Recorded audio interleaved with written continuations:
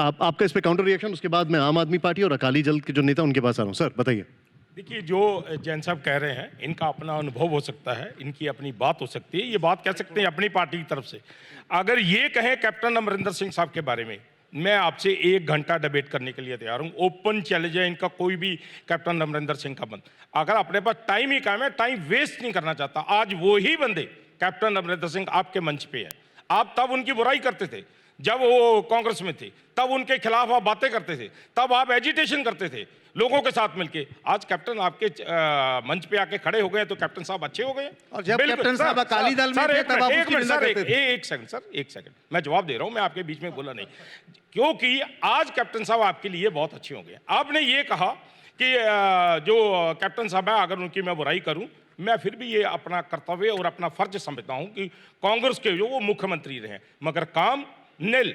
आप लोग कहते थे, बीजेपी के लोग कहते थे, पंजाब में लोग कहते थे, मगर फोटो खिंचाने में सबसे आगे रहते थे आप। हम लोगों ने 3 साल पहले ये कहा था, आज भी ये कह रहे हैं। कैप्टन अमरिंदर सिंह की जो सरकार थी, जो था वो मेरे से ज्यादा आपको भी मालूम है। मगर अच्छा बहुत लगा कैप्टन अमरिंदर सिंह साहब, उन्होंने आपने अपने मंच पे उनको खड़ा कर लिया। मंच पे जब खड़े हुए तो क्या था? अब ये राजनीतिक सारी बातें। ठीक है, एक मिनट और भी पैनलिस्ट है सर। मतलब ये अच्छा है मीठा मीठा गप गप कड़वा कड़वा थू थू, ये आपकी बात मैं समझ रहा हूं, लेकिन अकाली दल के हमारे जो यहाँ पर पैनलिस्ट हैं सर, मैं आपसे जानना चाहूंगा, एक बहुत परेशान करने वाला स्टेटमेंट आया।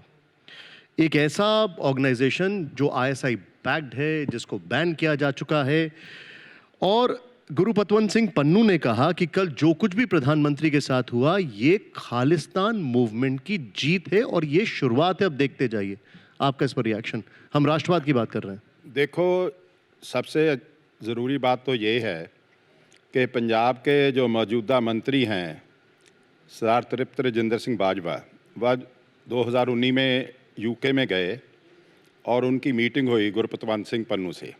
इलेक्ट्रॉनिक मीडिया में भी आई, प्रिंट मीडिया में भी आई। पहले तो उन्होंने इनकार किया, बाद में उन्होंने माना और उन्होंने बोला कि मैं किसी सोशल फंक्शन पर किसी के घर गया था, तो वहाँ पर गुरपतवंत सिंह पन्नू मुझे इंसिडेंटली और एक्सीडेंटली मिल गए, मेरे अदरवाइज़ उनसे कोई विशेष बातचीत नहीं हुई। और उनके रियल ब्रदर अब जेनको के इधर चेयरमैन लगाए हैं चन्नी साहब की गवर्नमेंट ने। और उससे बड़ी अफसोस की बात यह है कि जो लुधियाना में ब्लास्ट होता है, मुख्यमंत्री जी कुछ और कहते हैं, गृह मंत्री जी कुछ और कहते हैं, कांग्रेस के प्रधान कुछ और कहते हैं, और जो DGP कहते हैं वो कहते हैं कि इसकी तारें सिख फॉर जस्टिस से जुड़ी हुई हैं, ISI से कनेक्शन है।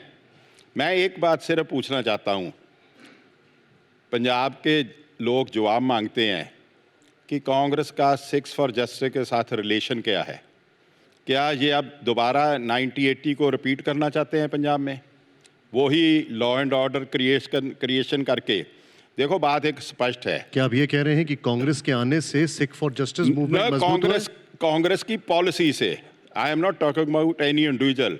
जो मेरी बात सुनिए, एक कांग्रेस गवर्नमेंट का out of way incompetent DGP लगाया, उसने भी ये बात कही कि इसके पीछे सिक्स फॉर जस्टिस का हाथ है।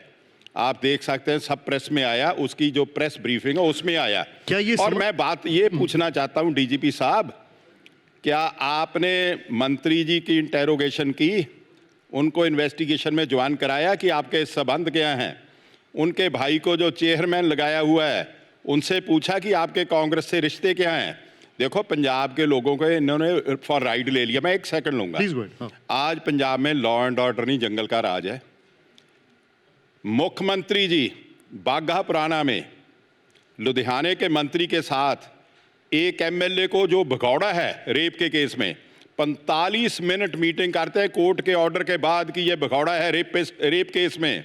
ये सरकार कह सकते हैं, ये कॉन्स्टिट्यूशन कह सकते हैं कि सूबे का मुख्यमंत्री अक्यूज्ड को जो कोर्ट की तरफ से PO डिक्लेयर किया गया है उसके साथ 45 मिनट्स के बाद, और उसके बाद आप सोचते हैं कि लोग इंसाफ की तवक्को रख सकते हैं? मुझे ये बताइए, कल जो कुछ हुआ उसके पीछे आप क्या सिख फॉर जस्टिस देखते हैं?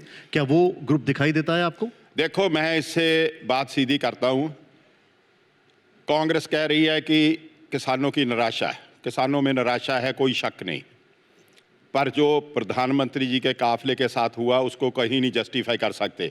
अगर कांग्रेस इसको जस्टिफाई करती है तो कांग्रेस को एक सवाल का जवाब देना पड़ेगा। मैं सवाल करता हूं कि अगर निराशा का नतीजा वायलेंस होती है, प्रधानमंत्री में अड़चन होती है, तो जब 1984 के ऑपरेशन ब्लू स्टार के बाद जो कुछ हुआ वो इससे कहाँ बड़ी निराशा थी।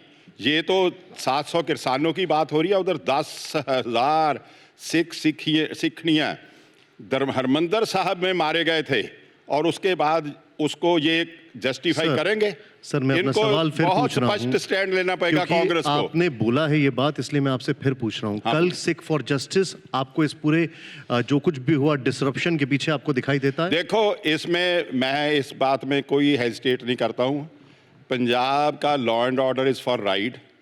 पंजाब में कोई सरकार नाम की चीज़ नहीं है भाई साहब। मैं चिंता का विषय है, चिंता का, कि इधर का होम मिनिस्टर ऐसे बोल रहा है जैसे एक अखाड़े का पहलवान होता है। हम ये कर देंगे, प्रोसिक्यूटर आप, जज आप, डिसीजन आप। मतलब कोई आदमी इधर इज्जत से जी सकता है? उसका जवाब नहीं। ये 3 आदमियों ने पंजाब को ख़त्म करने का ठेका लिया है। सरदार नवजोत सिंह सिद्धू, चरणजीत सिंह जी चन्नी और सरदार सुखजिंदर सिंह जी रंधावा। इनमें लीस्ट मैच्योरिटी है, लीस्ट मैच्योरिटी। इनकी स्टेटमेंट्स कैप्टन आपको पसंद है? नहीं, कैप्टन तो खत्म हो गया ना, वो तो अच्छा। कांग्रेस ने खत्म कर दिया। हम उसके क्या बोले, जिसने पैदा किया तो उसने खत्म कर दिया, हमें उस पर कोई इतराज नहीं। मैं ये बात पूछता हूं, ठीक है, आपने एक सेकंड लूंगा, सिर्फ आप एक सेकंड। होम मिनिस्टर साहब हैं पंजाब के, मौजूदा होम मिनिस्टर हैं। कांग्रेस को मैं पूछना चाहता हूं, सीता मेरे बाली साहब तो एडवोकेट है, मेरे बहुत परम मित्र भी हैं। उनकी एक प्रेस स्टेटमेंट आती है कि कैप्टन साहब के राज में बदलियां टैची केस से होती थी, पैसे आते थे, बदलियां होती थी। मैं पूछता हूं इनकी सरकार से, जिसकी अब सिफ्त कर करके थक रहे हैं, कि उसका गृह मंत्री ये इल्जाम लगा रहा है कि टैची केस के साथ बदलियां होती थी। इनका विजिलेंस डिपार्टमेंट सोआ को पड़ा है, क्यों नहीं इन्वेस्टिगेट करते? हम बहुत सारे इश्यूज में चले जाएंगे। मैंने आपसे राष्ट्रवाद और देखो, राष्ट्रवाद में मैंने आपसे पूछा, आपने जवाब दिया। Unity of and integrity of India in the hands of present government is very unsafe. Corona धर्म नहीं देखता, जात नहीं देखता, अमीर गरीब ऊंच नीच नहीं देखता। कोरोना सिर्फ मौका देखता है, लेकिन आप उसे मौका मत दीजिए। बस इतना कीजिए, जब कभी दफ्तर से, बाजार से घर लौटिए तो इतना ख्याल जरूर रखिए, कहीं आपके साथ कोरोना आपके घर तो नहीं जा रहा। भूलिए मत, कोरोना अभी जिंदा है।